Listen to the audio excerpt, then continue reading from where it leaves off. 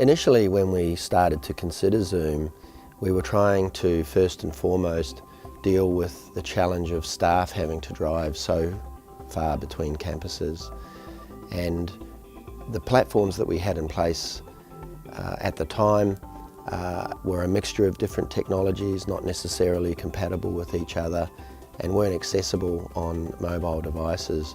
So we really wanted to develop a video collaboration culture that made it much easier for staff to engage with each other, but we've now extended that to students and to the learning spaces that are in this particular building. Here in the heart of the Parramatta CBD, we have a brand new campus that we've just finished construction. It's now got 24 collaborative learning studios, plus approximately 30 Zoom rooms that can all connect simultaneously in Zoom to provide both online teaching as well as the options for remote learning. We first started to use Zoom now 2 years ago, initially deploying to our staff as a web conferencing tool, which turned out to be so successful that the staff then went on to use it in student online tutorials, to start to engage with each other administratively. That had led us then to investigate Zoom rooms. The AARNet infrastructure, of course, is hosted in Australia, which meant that when it came to the cloud storage aspects for Zoom, for recording, that we knew that it could actually be hosted and stored in Australia, but we didn't have to worry about privacy concerns, for instance, in storing video overseas.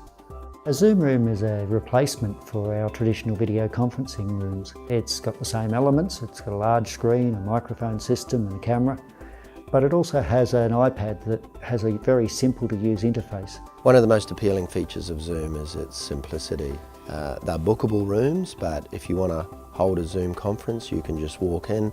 That allows you to initiate a conference or join a conference. We've been delighted with the engagement we've had with Zoom directly. They see us as a bit of a showcase client, and certainly at times, and maybe even today, we have been the largest Zoom user in the country. And that's meant that we've been able to put forward to them some ideas for improvements. Over the 2 years, we've suggested or proposed probably between 50 and 100 different ideas to Zoom that might help improve the product, many of which they've been able to turn around quite quickly into the platform. The partnership with AARNet really enabled agility for us. We were able to move beyond the technology and to go and focus on how it would be rolled out to staff and students and how it would be used in our teaching far more quickly than if we tried to engage and deploy our own infrastructure. Any digital transformation requires solid foundations upon which it needs to operate. And over the last few years, we have made all of the big decisions that we need to around the components that make up that foundation. And Zoom is an integral part of that, just as much as the fixed network, the wireless network, our security services, our compute and storage strategy.